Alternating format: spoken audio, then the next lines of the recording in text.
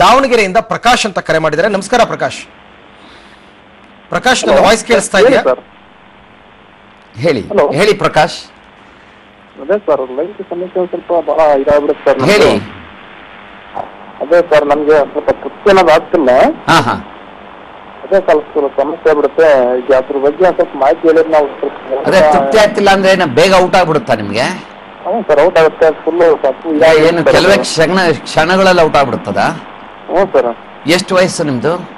Sir 34 ಆಯ್ತು sir. 34. BP sugar ಏನಾದ್ರು ಇದೆಯಾ? ಇಲ್ಲ ಸರ್, ಇಲ್ಲ ಇಲ್ಲ. ಶಿಸ್ತುವಿನ ಮುಂದೋಗ್ಲೆಲ್ಲ ಸರಿಯಾಗಿದೆ, ಹಿಂದಕ್ಕೆ ಸರಿತದ? ಹ್ಞೂ ಸರ್, ಅದು ಫುಲ್ ಇದಾಗ್ಬಿಡುತ್ತೆ ಸರ್. ಅದು ಹಿಂದೆ ತರುತ್ತೆ, ಅದು ಫುಲ್ ಒಂಥರ ನಾರ್ಮಲ್ ಬಹಳ ಕಮ್ಮಿ ಇದೆ. ಅಂದ್ರೆ ಸೈಜು ಚಿಕ್ಕದಿದೆ? ಹಾಂ, ಸೈಜ್ ಚಿಕ್ಕದಿದೆ. ನಿಮಿರಿಕೆ ಉಂಟಾದಾಗ ಸುಮಾರು ಎಷ್ಟು ಉದ್ದ ಇರ್ತದೆ? ಅದು ಸರ್ ಒಂದು 2-2.5 ಇಂಚು ಅಷ್ಟೇ ಸರ್. ಅದು ಚರ್ಮ ಹಿಂದಕ್ಕೆ ಸರಕ್ತದ ಪೂರ್ತಿ? ಹ್ಞೂ ಸರ್, ಸರಿತದೆ. ಹಾ, ಬೇರೆ ಇನ್ನೇನಾದ್ರು ಕಾಯಿಲೆ ಇದೆಯಾ ನಿಮ್ಗೆ? BP ಶುಗರ್ ಆ ಥರದ್ದು? ಇಲ್ಲ ಸರ್, ಅದು ಏನು ಕಾಯಿಲೆ ಇಲ್ಲ ಸರ್. ಹಾ ಹಾ. ಮಾನಸಿಕವಾಗಿ ಏನಾದ್ರು ತೊಂದರೆಗಳಿದೆಯಾ?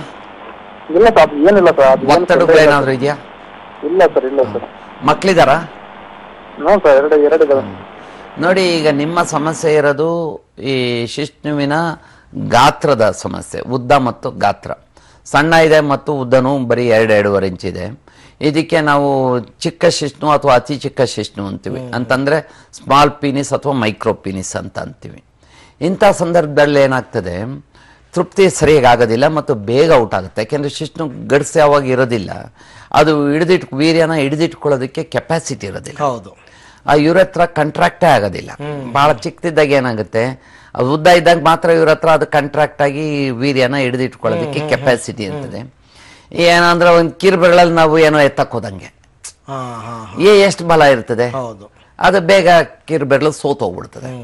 ಅದೇ ನೀವು ಹೆಬ್ಬೆಟ್ಟಲ್ಲಾದ್ರೆ ಸ್ವಲ್ಪ ಹೊತ್ತು ಹಿಡಿದಿಟ್ಕೊಳ್ಬಹುದು. ಅದೇ ರೀತಿನೇ ಇದೇನಾಗಿದೆ, ಅತಿ ಚಿಕ್ಕ ಶಿಶ್ನು ಇರೋದ್ರಿಂದ ಅವರಿಗೆ ಇವ್ರಿಗೂ ತೃಪ್ತಿ ಆಗ್ತಿರಲ್ಲ, ಇವರ ಸಂಗಾತಿಗೂ ಕೂಡ ಬಾಳ ಸಂಗಾತಿಗೂ ಕೂಡ ಸಂಪೂರ್ಣ ನಿರಾಶೆ ಆಗಿರೋ ಸಾಧ್ಯತೆ ಇದೆ. ಅದರಿಂದ ಇವರು ಮೊಟ್ಟ ಮೊದಲನೇದಾಗಿ ಈ ಚಿಕ್ಕ ಶಿಶ್ನು ಏನಕ್ಕೆ ಇಷ್ಟು ಚಿಕ್ಕದಾಗಿದೆ ಅನ್ನೋದಕ್ಕೆ ಕಾರಣ ಪತ್ತೆ ಹಚ್ಚಿ, ಅಂದರೆ ತಜ್ಞವಿದ್ರನ್ನ ಭೇಟಿ ಮಾಡಿ ಅದನ್ನು ತೋರಿಸಿ, ಏನು ಮುಂದೋಗ್ಲೇನಾದರೂ ಸರಿದಿಲ್ವಾ, ಅಥವಾ ಪಿನೋಸ್ಕ್ರೋಟಲ್ ವೆಬ್ ಏನಾದರೂ ಇದೆಯಾ, ಅಥವಾ ಅದು ಗಾತ್ರ ಚಿಕ್ಕದಾಗೋದಕ್ಕೆ ಏನಾದರೂ ಹಾರ್ಮೋನ್ ಡಿಫಿಷಿಯನ್ಸಿ ಇದೆಯಾ, ಅಥವಾ ಜೆನೆಟಿಕ್ ಪ್ರಾಬ್ಲಮ್ ಏನಾದರೂ ಇದೆಯಾ, ಅದನ್ನು ಕಾರಣ ಏನು ಅಂತ ಮಾಡಿ ನಂತರ ಅದನ್ನು ಲೆಂತ್, ಗರ್ತ್ ಅಂಡ್ ಸ್ಟ್ರೆಂತ್, ಉದ್ದ, ದಪ್ಪ ಮತ್ತು ಗಡ್ಸ್ತನವನ್ನು ಜಾಸ್ತಿ ಮಾಡೋದಕ್ಕೆ ಹಲವಾರು ತಂತ್ರಜ್ಞಾನಗಳಿದೆ. ಇತ್ತೀಚೆಗಂತೂ ಬಹಳಷ್ಟು ಪ್ರಮುಖವಾದ ಒಂದು ಇಂಜೆಕ್ಷನ್ ಕಂಡುಹಿಡಿಯಲಾಗಿದೆ. ಅದು ಪ್ಲಾಸ್ಮಾ ಇಂಜೆಕ್ಷನ್ ಅಂತ, PRP ಅಂತ, ಪ್ಲಾಟ್ಲೆಟ್ ರಿಚ್ ಪ್ಲಾಸ್ಮಾ ಇಂಜೆಕ್ಷನ್.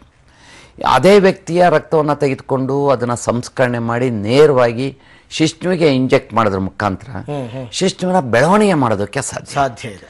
ಇದು ಏನಕ್ಕೆ ಅಂತಂದ್ರೆ, ಈ ಪ್ಲಾಟ್ಲೆಟ್ಸ್ ಅಂತ ಏನು ರಕ್ತ ಕಣಗಳಿದೆ, ಅವು ಟೋಟಿಪೊಟೆಂಟ್ ಸೆಲ್ಸ್ ಅಂತಂದ್ರೆ ಯಾವ ಅಂಗಾಂಗಕ್ಕೆ ನಾವು ಅವನ್ನ ಇಂಜೆಕ್ಟ್ ಮಾಡ್ತೀವಿ ಆ ಅಂಗಾಂಗಕ್ಕೆ ರೂಪಾಂತರಗೊಂಡು ಬಿಡ್ತವೆ.